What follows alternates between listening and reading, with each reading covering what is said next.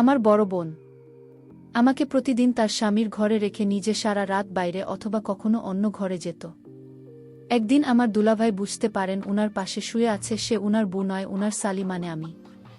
তারপর আমার দুলাভাই আমার সাথে যা করলেন তা তোমাদের বলতেও আমার খুব লজ্জা করছে, তবুও তোমাদের আনন্দ দেওয়ার জন্য আমি বলবো। একদিন রাতে আমি যখন গভীর ঘুমে ছিলাম তখন আমার মনে হলো কেউ আমাকে জাগানোর চেষ্টা করছে। আমি ঘুমের ঘোরে আস্তে আস্তে চোখ খুলে দেখি সামনে আমার বোন দাঁড়িয়ে আছে। আমি তাড়াতাড়ি উঠে বসলাম। প্রথমে মনে হলো আমার দুলাভাই এর কিছু হয়েছে নাকি, আমার বোন কেন এত রাতে আমাকে ডাকতে এল। আমি যখন আপনাকে জিজ্ঞেস করলাম সে কেন এত রাতে আমাকে ডাকতে এসেছে, আপু সঙ্গে সঙ্গে মুখে আঙুল দিয়ে আমাকে চুপ করতে বলে ইশারায় বলে আমাকে ওখান থেকে উঠতে। আমার চিন্তা হলো আপ ও এত রাতে কেন আমাকে ডাকতে এল, আর আমাকে চুপ করতেই বা কেন বলছে। কিছুদিন আগে শোনা একটা খবরের মতো কেউ কি আমাদের বাড়িতে ঢুকে পড়েছে নাকি। আমি ইশারায় আপুকে জিজ্ঞেস করলাম কি হয়েছে, তারপর আপু আমাকে যা বলল তা শুনে আমার চিন্তা আরও বেড়ে গেল। আমার বোন চায় আমি তার ঘরে গিয়ে তার স্বামীর পাশে তার বিছানায় শুই, তার জায়গায়। আমি প্রশ্ন করলাম যে সে এমনটা কেন চায়, আর আমি তার স্বামীর পাশে কি করে শুতে পারি। কিন্তু সে জেদ করে বলে যে আমি যেন তার জায়গায় 1 ঘন্টা শুয়ে থাকি, তারপরও যখন ফিরে আসবে তখন আমি ওখান থেকে চলে যাব, কেউ জানতে পারবে না। কিন্তু আমার ভয় হয় যে দুলাভাই যদি জানতে পারেন তাহলে আমাদের দুজনকেই বাড়ি থেকে বের করে দেবেন, আর আমি একজন পুরুষের সাথে তার স্ত্রীর জায়গায় কি করে শুব। কিন্তু আপু আমাকে অনেক অনুরোধ করে, তাই আমি বোনের কথা মেনে নিই, আর তার ঘরে গিয়ে তার খাটের এক কোণায় শুয়ে পড়ি। ভোর হওয়ার কিছুক্ষণ আগে আপু ফিরে এসে আমাকে ডাকে আর বলে নিজের ঘরে ফিরে যেতে। আমি নিজের ঘরে ফিরে আসি, কিন্তু আমার মাথায় চলতে থাকে যে আপু কেন এমনটা করল, আর সে রাতে কোথায় গিয়েছিল। সকালে নাস্তা খেতে গেলাম, দেখলাম দুলাভাই বাড়িতে আছে, আর ওনার হাবভাব দেখে মনে হলো কাল রাতের ঘটনার ব্যাপারে উনি কিছুই জানেন না। আমি দুলাভাইয়ের বেরোনোর অপেক্ষায় বসে রইলাম, যাতে আমি আপনাকে জিজ্ঞেস করতে পারি যে এসব কি হচ্ছে। দুলাভাই বেরোনোর পর যখন আমি আপুকে জিজ্ঞেস করি সে কাল রাতে কোথায় গিয়েছিল, তখন সে কাঁদতে শুরু করে। সে বলে সে কাল রাতে তার এক বন্ধুর সাথে হাসপাতালে ছিল। এটা শুনে আমি অবাক হলাম। যদি তার বন্ধুর সাথে হাসপাতালে গিয়ে থাকে তাহলে সেটা তো ভালো কথা, সেটা দুলাভাইকে বলেও তো যেতে পারত। এই কথাটা যখন আপনাকে বললাম তখন সে আমাকে বলল দুলাভাইয়ের সেই মেয়েটাকে খুব একটা পছন্দ করে না, কারণ সে একা থাকে আর তার বিয়ে হয়নি। লোকে মনে করে যে সব মেয়েরা একা থাকে তারা খারাপ হয়, এমনটা সত্যি নয়। কিন্তু অন্য পুরুষদের মতো আমার দুলাভাই ও নাকি সেই মেয়েটাকে অন্য রকম ভাবে। আমি জিজ্ঞেস করলাম তার বন্ধু কি এমন হয়েছে যে রাতে তাকে হাসপাতালে যেতে হয়, তখন আপু আমার সেই কথাই দিয়ে গেল, আর আমাকে ধন্যবাদ দিতে লাগল। তারপর বলল যে আমি তাকে কাল রাতে বাঁচিয়ে দিয়েছে। আমারও মনে হলো যে আমি যা করেছি একটা ভালো কাজের জন্যই করেছি। আমি ঘটনাটা বলার চেষ্টা করলাম, কিন্তু কিছুদিন পর আবার এক রাতে আপু আমাকে ডাকতে এল, আবার আমাকে তার ঘরে গিয়ে শুতে বলল। আমি জিজ্ঞেস করলাম আবার সেই বন্ধুর সাথে যাচ্ছ আপু? আপু বলল হ্যাঁ। আমি অনেক জিজ্ঞেস করলাম যে কোনো হাসপাতালে যাচ্ছ কেন, যাচ্ছ যাতে আমি কিছু জানতে পারি, কিন্তু বোন আমাকে কিছু বলল না। আমাকে নিজের ঘরে পাঠিয়ে সে বাড়ি থেকে বেরিয়ে গেল। আমার কেন জানি না মনে হলো কিছু একটা গন্ডগোল আছে। আমার মনে হলো আপু হাসপাতালে যাওয়ার নাম করে অন্য কোথাও যাচ্ছে। আপু 4 ঘন্টা পর ফিরে আসে, আর এই 4 ঘন্টা আমার কিভাবে কাটল তা আমি খুব ভালোভাবেই জানি, কারণ যখনই দুলাভাই 5 ফিরছেন তখনই আমার মনে হচ্ছে আমি ধরা পড়ে। মনে মনে ঠিক করলাম যে এরপর আপুর কথা কোনোদিন শুনব না, আর এরকম কিছু হলে আমি দুলাভাইকে সব বলে দেব, কারণ আমার মনে হলো দুলাভাই এর সবটা জানা দরকার। আপু আমার সব কথা এড়িয়ে যাচ্ছে, এভাবে চলতে পারে না। 7-8 দিন পর আবার আমার বোন আমার ঘরে আসে আর বলে আমাকে তার ঘরে গিয়ে শুতে। আমি বললাম আমি আর এটা করতে পারবো না। তাকে ভয় দেখালাম যে আমি দুলাভাইকে সব কিছু বলে দিব। সে বলল আমি এমনটা করলে সে আমাকে বাড়ি পাঠিয়ে দেবে, সে তার বাড়িতে আমাকে রাখবে না, কারণ কেউ তাকে এই বাড়িতে থাকতে দেবে না, আর এতে আমার লেখাপড়া আমার স্বপ্ন সবকিছু নষ্ট হয়ে যাবে। এটা আমার ভবিষ্যতের ব্যাপার, তাই আমার আপত্তি থাকা সত্ত্বেও আমাকে আপন ঘরে গিয়ে শুতে হয়। আমি ভেবে দেখলাম এই ব্যাপারটা জানাজানি হলে আমার বদনাম হবে। আমার এখন কি করা উচিত? দুলাভাইকে সব কিছু বলে দেওয়া উচিত নাকি মুখ বন্ধ রাখা উচিত? আমি শুয়ে শুয়ে এসবই ভাবছিলাম। যখন আমার মনে হলো দুলাভাই আমার দিকে ফিরে শুয়েছে, আমি সঙ্গে সঙ্গে চোখ বন্ধ করে উল্টো দিকে ফিরে শুই। কিন্তু মনে হয় দুলাভাই বুঝতে পেরেছিলেন যে আমি ওনার বোনা, ওনার শালী। তারপর উনি ওনার স্ত্রী আর আমার উপর নিজের মতো করে বদলা নেন। আমার নাম ঈশিতা। আমরা দুই বোন। আমাদের বাড়িতে একটা ছোট গ্রামে। আমার বোনের নাম মারিয়া আক্তার তন্নি। তার বিয়ে হয়, শহরে আসে, তার স্বামীর সাথে শহরে থাকত। আমি আসছি পাশ করার পর কলেজে অ্যাডমিশন নেওয়ার জন্য ফর্ম ফিল আপ করি। যে কলেজে আমার গ্রামের বাকি মেয়েরা পড়ত সেই কলেজে অ্যাডমিশন নিই। কিন্তু আমার বোন জেদ ধরে যে সে আমাকে শহরের একটা বড় কলেজে পড়াবে। সে নিজেই আমার সব কাগজপত্র অর্থাৎ ডকুমেন্ট নিয়ে গিয়ে জমা করে দেয়। আমার অ্যাডমিশন হলো তখন বোন নিজেই বলল আমি যেন তার বাড়িতে থেকে পড়াশোনা করি। সে মা বাবা আর দুলাভাইকে কি করে রাজি করাও তো আমি জানি না। আমি খুব আনন্দে ছিলাম এই ভেবে যে আমি শহরের একটা বড় কলেজে পড়তে পারব আর গ্রাম ছেড়ে শহরে গিয়ে থাকতে পারব। বেশি দিন হয়নি আমি এই শহরে এসেছি, কিন্তু আমার বোন সবসময় আমার পাশে থেকেছে। এখানে লোকে যে রকম জামা কাপড় পরে সে রকম জামা কাপড় কিনে দেওয়া, ভালো ব্যাগ কিনে দেওয়া, হাত খোঁজ দেওয়া, বাড়ির সব কাজ নিজেই সামলাতে যাতে আমি পড়াশোনায় মন দিতে পারি। এই সবই আমার বোন একা হাতে করে। তার জন্য আমার বোনের উপরে অনেক ঋণ। আর এমনিতেও সে আমার বোন হয়। আমি ওসব কথা শুনতাম। সবকিছু ঠিক চলছিল। কলেজ থেকে যখন প্রথম 12 ছুটি পেলাম তখন আমি খুব আনন্দে ছিলাম। নিজের গ্রামে যাব আর নিজের বন্ধুদের সাথে দেখা করব। কিন্তু বোন আমাকে বেশি দিন গ্রামে থাকতে দিল না।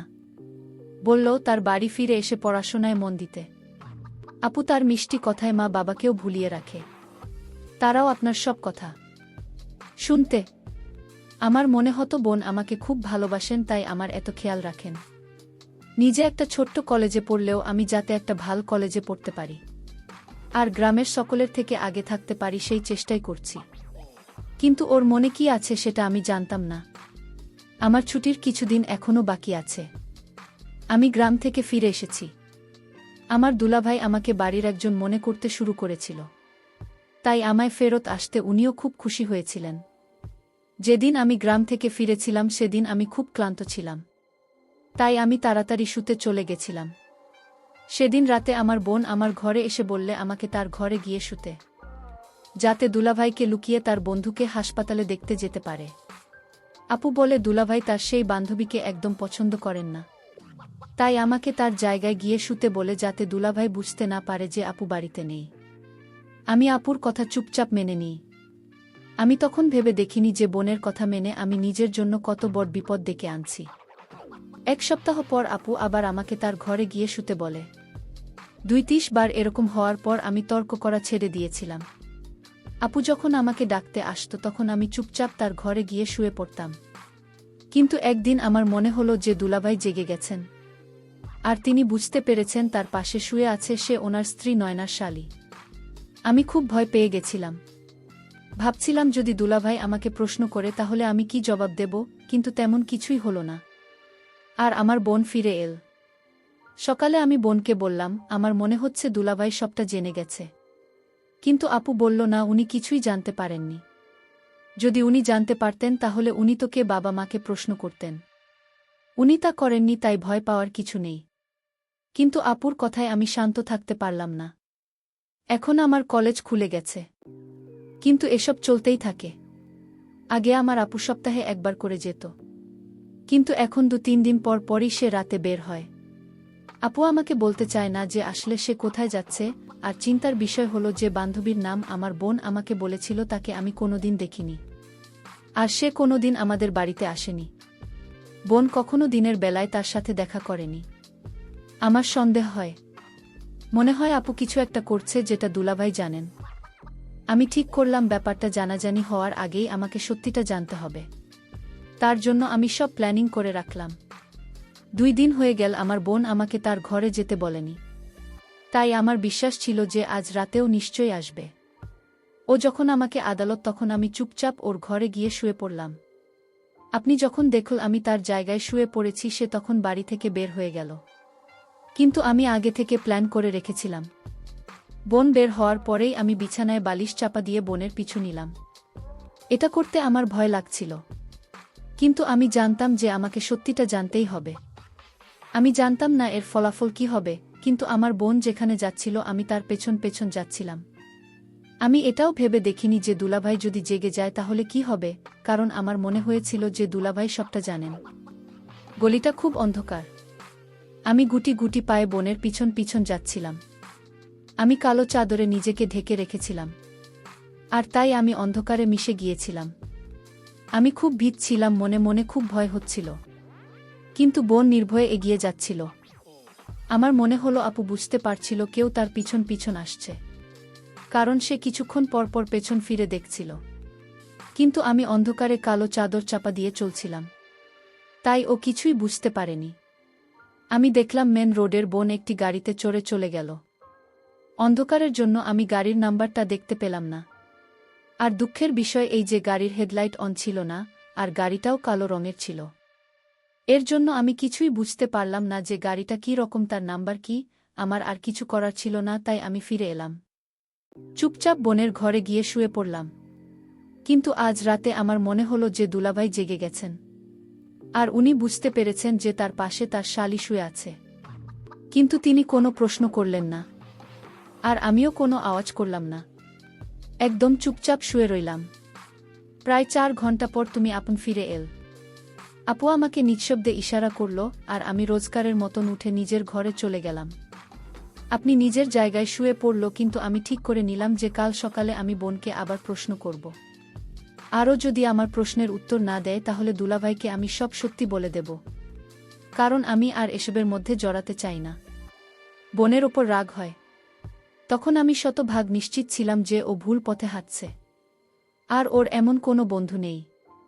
মনে হয় 34 ঘন্টার জন্য বোন অন্য কোনো ছেলের কাছে যেত। আমি যখন বোনের ব্যাপারে গভীরে ভাবতে শুরু করলাম তখন আমার মাথায় এল যে দুলাভাইয়ের স্যালারি তেমন বেশি নয়। তাহলে বোন রোজ নানা রঙের শুটকি করে পরে, আর আমাকে হাত খরচই বা কোথা থেকে দেয়? এত টাকা ওর কাছে কোথা থেকে আসে? যত বেশি ভাবি ততই আমার সন্দেহ বেড়ে যায়। কিছু তো গোলমাল আছে যা আমাকে খুব চিন্তিত করে দেয়। আমি ভাবি এটা জানাজানি হলে আমার ভবিষ্যতের কি হবে? আমার বদনাম হয়ে যাবে। আর ভাবি আপু এমনটা কেন করছে? আপাতত একটাই স্বপ্ন ছিল যে তার বিয়ের শহরে হবে। তার সেই স্বপ্ন পূরণ হয়ে গেছে। বিয়ে যখন হয়েছে তখন নিজের স্বামীর সাথে বিশ্বাসঘাতকতা কেন করছে? এরকম অনেক প্রশ্ন আমার মনে ঘুরপাক খাচ্ছিল, যার জবাব আমার কাছে ছিল না। এসব প্রশ্নের উত্তর একমাত্র দিতে পারে, কিন্তু ও আমার কোনো প্রশ্নের উত্তর দিতে চাইত না। সব প্রশ্নের জবাব খুঁজতে আমি পরের দিন কলেজ থেকে ছুটি নিয়ে নিলাম। দুলাভাই বেরোনোর পর আমি বোনকে প্রশ্ন করলাম সে রাতে কোথায় যায় আর কার সাথে যায়। আমি ওকে বললাম আমাকে যেন সব সত্যি কথা বলে, কারণ আমি জানি ও কোনো ভুল কাজ করছে। আমি কাল রাতে ওর পিছু নিয়েছিলাম। ও যদি এখন আমাকে সত্যি কথা না বলে তাহলে আমি দুলাভাইকে সব বলে দেব। আমার কথা শুনে বোন কিছুক্ষণের জন্য অবাক হল। তারপর বলল, আমি যদি কারো সাথে বের হই সেটা আমার ব্যাপার, তোকে এই নিয়ে ভাবতে হবে না।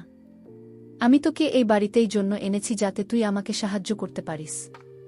তুই আর আমি দেখতে একরকম, অন্ধকারে বোঝা যায় না, কিন্তু ওই আর কি আমি যা বলবো তোকে তাই করতে হবে। যতদিন আমি চাই তোকে আমার ঘরে শুতে হবে। তুই যদি আমার কথা শুনিস তাহলে আমার কাছে একটাই রাস্তা আছে, তোকে গ্রামে ফেরত পাঠিয়ে দেওয়া। আমি মা বাবাকে বলব যে তোর সাথে তো দুলাভাইয়ের একটা সম্পর্ক তৈরি হয়েছে, আর তাই তোকে আমি ফেরত পাঠাচ্ছি। তারপর মা বাবা তোকে আর পড়াশোনা করতে দেবে না, গ্রামে তো সম্মানও থাকবে না। এত সব আশার স্বপ্ন হয়ে থেকে যাবে। বোনের এই কথা আমার চোখ খুলে দেয়। বোন যদি সত্যিই এমনটা করে তাহলে আমি কারো কাছে মুখ দেখাতে পারবো না। তাই আমি বোনের কাজের জন্য লজ্জিত ছিলাম। তখন আমিও কাঁদতে কাঁদতে ওখান থেকে উঠে গেলাম আর নিজের ঘরে গিয়ে থাকতে লাগলাম। আপু কেন এমনটা করছে? আপু খুব ভালো মেয়ে ছিল। আপু ছোটবেলার ব্যাপারে আমি সব কিছু জানি। কখন আপু কোনো ভুল কাজ করেনি। এমনকি আপু শহরে একা পড়াশোনা করতে এসেছিল। 3 মাসের জন্য কম্পিউটার কোর্স করতে এসেছিল। কোনোদিন আপুর নামে কোনো খারাপ কথা শুনিনি। তাহলে আপু বিয়ের পর কেন এমন করছে? মাঝে মাঝে মনে হয় ভুল কিছু করতে পারে না, কিন্তু চোখের দেখা কি করে অস্বীকার করি? আমি সব দিক থেকে ফেঁসে গেছিলাম। যদি কাউকে কিছু বলি তাহলে আমার বদনাম হবে, আর যদি না বলি তাহলে বোনের হাতের পুতুল হয়ে তার ইশারায় নাচতে হবে। আমার সামনের সব রাস্তা বন্ধ। পড়াশোনা ছেড়ে গ্রামে ফিরে গেলেও সবাই প্রশ্ন করবে কেন ফিরে এলাম, যদি কাউকে কিছু বলি তাহলে বোন আমার বদনাম করে দিতে পারে। তাই আমি চুপচাপ ও যা বলেছে তাই করতে থাকলাম। এই কাজটা করতে আমার মন একেবারে সায় দিচ্ছিল না। এদিকে দুলাভাই এর মধ্যেও একটা বদল দেখতে পাচ্ছিলাম। বোনের সামনে তো একদম নর্মাল থাকত, কিন্তু যে বোন পেছন ফেরত অমনি আমার সাথে ইশারার কথা বলতে শুরু করত।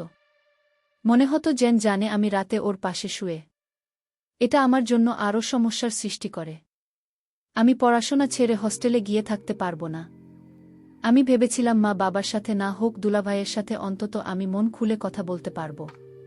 কিন্তু এখন আর মিষ্টি মিষ্টি কথার জন্য ওনার থেকে আমি দূরে থাকতে লাগলাম। তখন আমার কাছে আল্লাহ ছাড়া আর কোনো আশ্রয় ছিল না।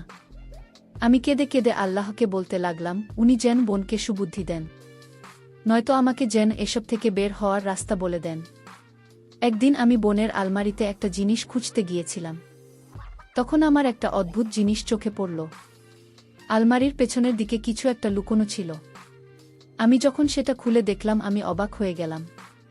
বন্ধুরা, ভিডিও মাঝখানে একটা কথা বলতে চাই। আমি তোমাদের আনন্দ দেওয়ার জন্য খুব কষ্ট করে ভিডিও বানাই। তাই তোমাদের কাছে অনুরোধ থাকবে অবশ্যই এই ভিডিওটি দেখে একটি লাইক করবে এবং চ্যানেলটি সাবস্ক্রাইব করে পাশে থাকবেন।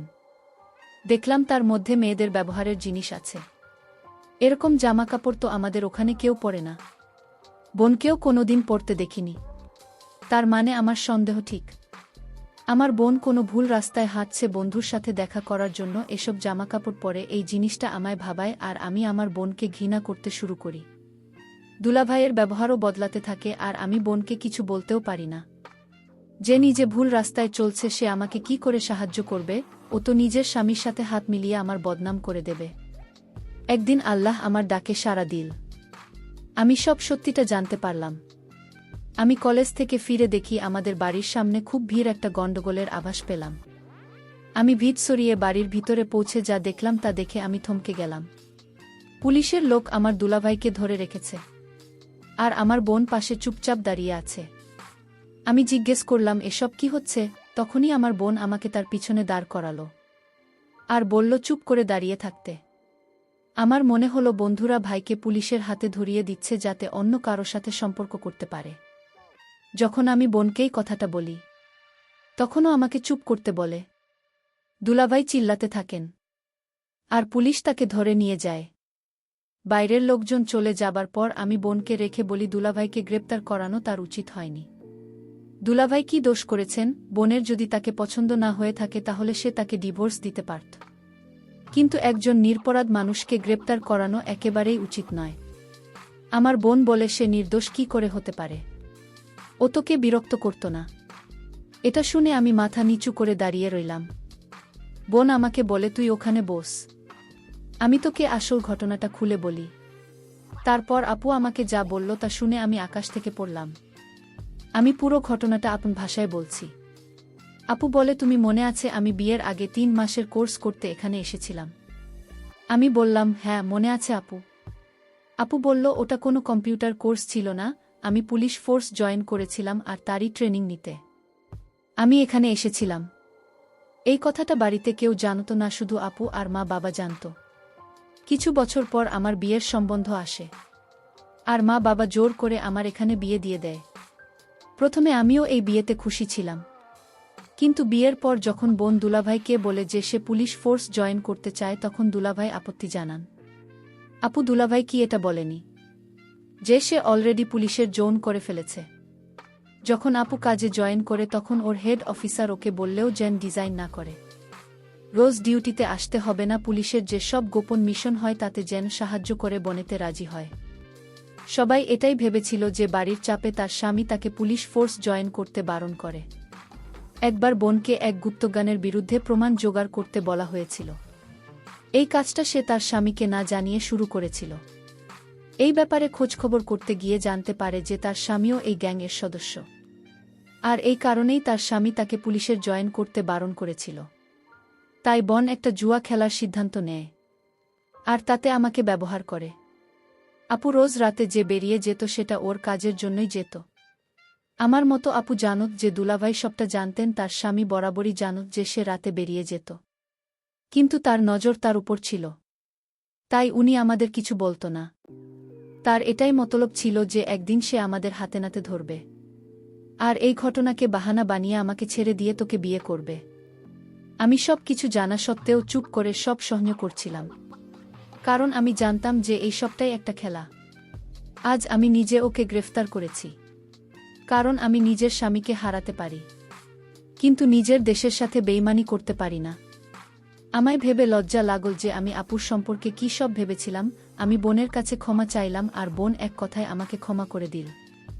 এরপর আপু দুলাভাইকে অর্থাৎ তার স্বামীকে ডিভোর্স দিয়ে দেয় আর পুলিশের জন করে।